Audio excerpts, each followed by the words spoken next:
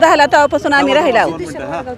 आम्हाला इथून सुद्धा उठवायचा प्रयत्न चालाय मालकी हक्काची जागा निघाली आमची मग आम्ही सध्या पाण्यात गुडघ्या इतकं पाणी आहे आमच्या घरादारांनी डबडी मोडल्या ती करू दिना ती आता मालकी हक्काची जागा निघाली ती सिद्धेश्वर वडगावचं डबं मोडल्या तर आता सध्या पाणी पाऊस घरात आहे आमच्या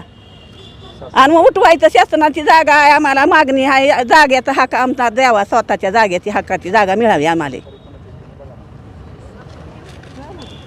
काय मागणी आहे तुमची? आम्हाला जागा नाही घर नाही हो आम्ही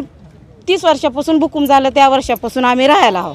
आम्हाला काय जागेची सोय होईना आमची लेकरा बाळाची मुलाबाळाची लग्न होईना ती पत्र्याचे घरे आहे ते जागा नाही घर नाही दार नाही म्हणून आमची लेकरं बाळ अशी आहे ती आतापर्यंत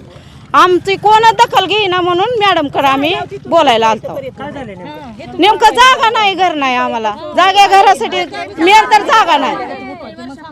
आम्ही 30 वर्ष झालं वाट बघतो ह्या वर्षी भेटल त्या वर्षी भेटल त्या वर्षी भेटल असं दिवस निघून चाललेत कधी द्यायची जागा कधी आम्हाला लोकांची घरदार बघून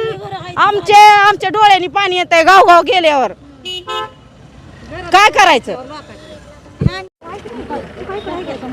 तहसीलदार मॅडमकडे निवेदन दिले काय मागणी आहे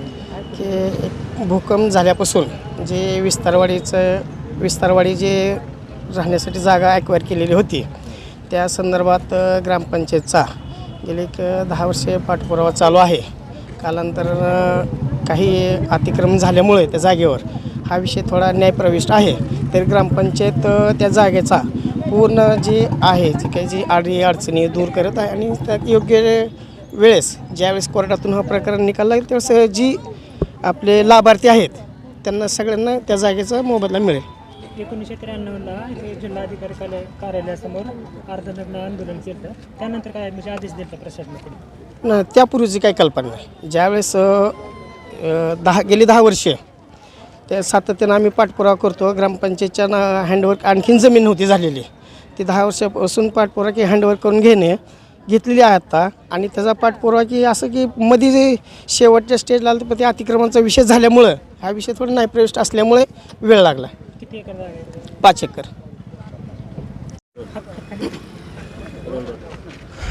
वडगाव गावठाण विस्तारवाडीचा गेल्या 10 वर्षापासून पाठपुरावा चालू आहे परंतु आता असं म्हणावं लागेल की शासनाची जागा त्या ठिकाणी हरवलेली आहे असं म्हणण्याचा उद्देश एकच आहे की जी 7 बाऱ्यावर त्याची नोंद आहे परंतु प्रत्यक्षात त्याची 5 एकर जागा त्या ठिकाणी भरत नाही आणि ती 5 एकर जागा न भरत नसल्यामुळं जे काही पात्र कुटुंब आहेत त्या पात्र कुटुंबाला त्या ठिकाणी प्लॉट देता येत नाही तर आज आम्ही माननीय तहसीलदार यांच्या वतीनं शासनाच्या निदर्शनास एकच गोष्ट आणू शकतो की 1993 पासून जो संपादित जागेचा विषय प्रलंबित आहे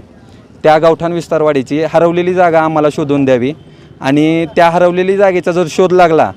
तर त्या जागेवर त्या ठिकाणी 1993 पासून जे भूकंप पुनर्वसित झालेली कुटुंब आहेत त्या पात्र कुटुंबाला त्या ठिकाणी लवकरात लवकर प्लॉट पाडून जे काय आज शासनाच्या घरकुलपासून पायाभूत सुविधा आणि ज्या काही शासनाचे विविध उपक्रम राबवले जातात त्या उपक्रमापासून जे वंचित आहेत त्या वंचित राहिलेल्या कुटुंबाला त्या ठिकाणी न्याय द्यावा आज गेल्या 30 वर्षापासून ते त्या ठिकाणी भूमिहीन म्हणून राहतात आणखीन किती दिवस राहायचं आणि किती दिवस त्यांनी त्या ठिकाणी झळा सहन करायच्या आता तरी त्यांना जाग येईल का आणि जर जाग आली तर त्या ठिकाणी लवकरात लवकर त्यांना जागा मिळेल का जेणेकरून या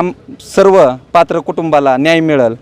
एवढीच फक्त शासन दरबारी माननीय तहसीलदार मॅडम यांच्या माध्यमातून मी विनंती करत आहे आणि हरवलेली जागा लवकरात लवकर शोधून काढावी मग ती कशा पद्धतीनं शोधून काढायची ते तात्काळ मोजणी करून काढायची का त्या ठिकाणी सक्तीचं मोजणी करून काढायची हे फक्त त्यांनी ठरवावं आणि या ठिकाणी या सर्वांना न्याय द्यावा ही आपल्या माध्यमातून विनंती करतो.